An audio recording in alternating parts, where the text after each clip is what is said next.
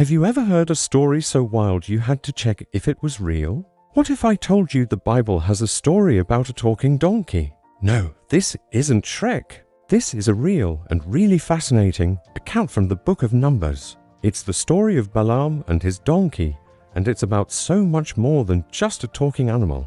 It's a powerful lesson about listening, obedience, and how God can use the most unexpected means to get our attention. So, grab a seat and let us dive into one of the most bizarre and brilliant stories you'll ever hear. To understand what's happening, we need a little context. The Israelites, after escaping Egypt, are journeying through the wilderness towards the promised land. They've become a massive, powerful nation, and their presence is making other kingdoms nervous. One of these kingdoms is Moab, ruled by King Balak. Seeing the Israelites camped on his borders, Balak is terrified. He's heard about their victories and how God is with them. He knows he can't defeat them in battle. So, he decides to try a different strategy, a spiritual attack. He needs to curse them. But King Balak isn't a sorcerer himself. He needs to hire a professional. And in that region, the most famous prophet for hire was a man named Balaam. Balaam had a reputation. It was said that whoever he blessed was blessed, and whoever he cursed was cursed. So, Balak sends a delegation of his most important officials, loaded with money and gifts, to fetch Balaam. They travel to Balaam's home and deliver the king's message, "Please come and curse these people for me, for they are mighty. Perhaps I will be able to defeat them and drive them out of the land." Now, Balaam is in a tricky spot. He's a prophet, and he does communicate with God. When the Moabite princes arrive, Balaam tells them to stay the night while he asks God for guidance. That night, God comes to Balaam and asks, "Who are these men with you?" After Balaam explains, God gives him a very clear and direct command.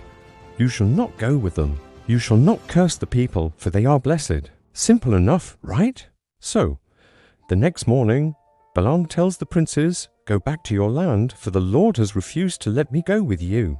The princes return to King Balak and report their failure. But Balak is a persistent king. He thinks maybe he didn't offer enough money or send important enough people. So, he doubles down. He sends a new group of officials, even more numerous and more distinguished than the first, with an even more lavish offer. They tell Balaam, Balak says, "Let nothing, I beg you, keep you from coming to me, for I will certainly honor you greatly, and I will do whatever you say to me. Please come, curse this people for me." This is where things start to get interesting. Balaam gives a very spiritual-sounding answer. He says, "Even if Balak were to give me his house full of silver and gold, I could not go beyond the command of the Lord my God to do less or more." Sounds pretty righteous, doesn't it?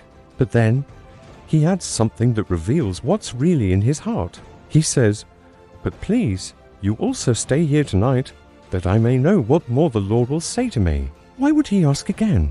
God already gave a clear no.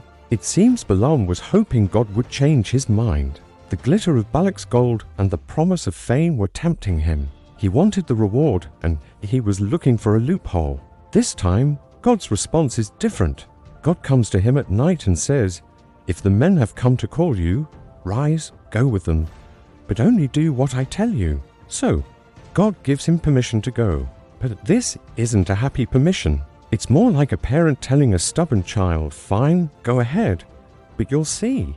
God is allowing Balaam to follow the path his greedy heart desires, but it's a path that leads to a lesson. The Bible says that God's anger was kindled because he went. So, the next morning, Balaam gets up, saddles his donkey, and sets off with the Moabite princes. He's on his way, probably dreaming of the riches and honor that await him. But God has a surprise planned. The angel of the Lord stands in the road as an adversary against him, holding a drawn sword. Here's the crazy part. Balaam, the great prophet, can't see the angel, but his donkey can. The donkey sees the angel with the sword and immediately turns off the road into a field. Balaam, completely oblivious, is just annoyed. He thinks his donkey is being stubborn. So, he strikes the donkey to get it back on the road. They continue and the path narrows, running between two vineyard walls. Again, the angel of the Lord appears. The donkey sees the angel and, with no room to turn aside, presses itself against the wall, crushing Balaam's foot. Ouch! Balaam is now furious. He strikes his donkey again. He still has no clue what's really going on. They proceed further until they reach a place so narrow there is no room to turn left or right.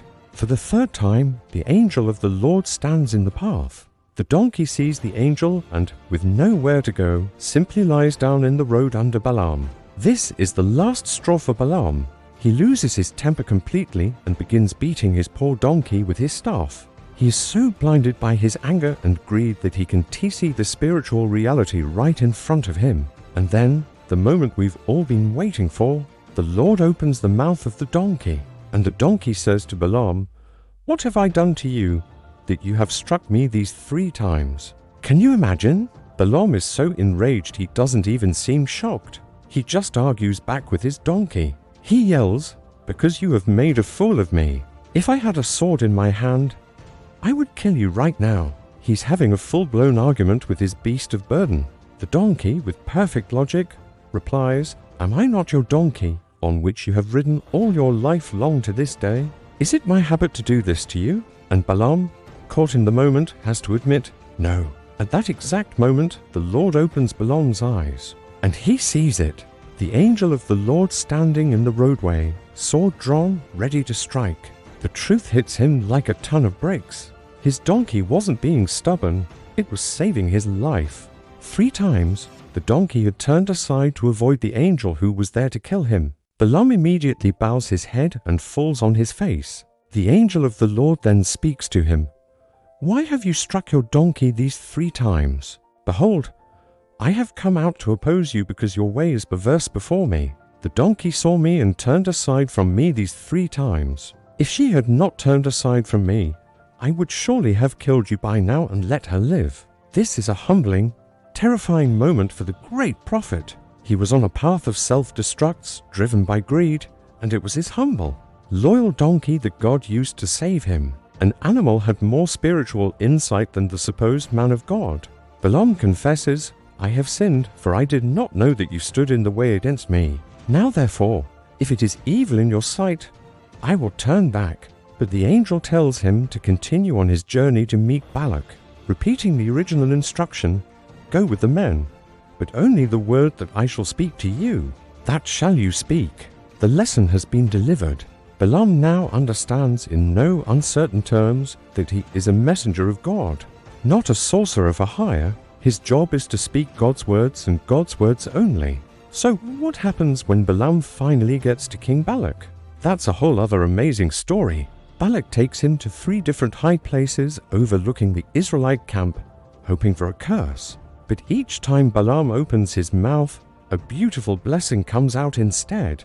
He blesses Israel, speaking of their strength, their prosperity, and their unique relationship with God.